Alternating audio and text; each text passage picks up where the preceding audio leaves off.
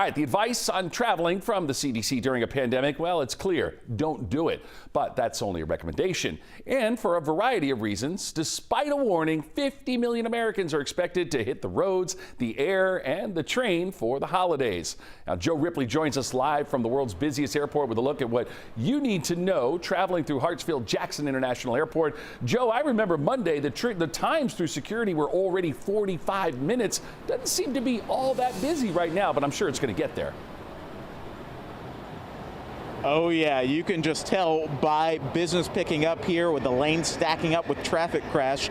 Those security lane wait times are probably going to bump up as well. In all, airport officials here are expecting about 1 million people to fly this Thanksgiving holiday. They're emphasizing that you come early to navigate some of those changes put in place due to the pandemic. This all while health officials are warning the uptick in travel could lead to a surge in coronavirus cases.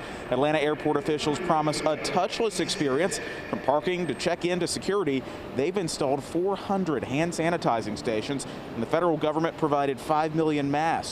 A note, masks are mandatory in the airport and on board airplanes. Airlines say they are deep cleaning and continuing to limit plane capacity in an effort to maintain social distancing in the air. Despite the challenges we faced in 2020, it has been comforting to see the traveling public come together to ensure everyone's safety. If we continue to do so, our next media update sometime in 2021, we hope to see Hartsfield Jackson a much busier airport. Already, TSA has tracked more than 4 million passengers nationwide at airports since Friday. And on the roads, AAA expecting about 1.5 million Georgians to travel by car.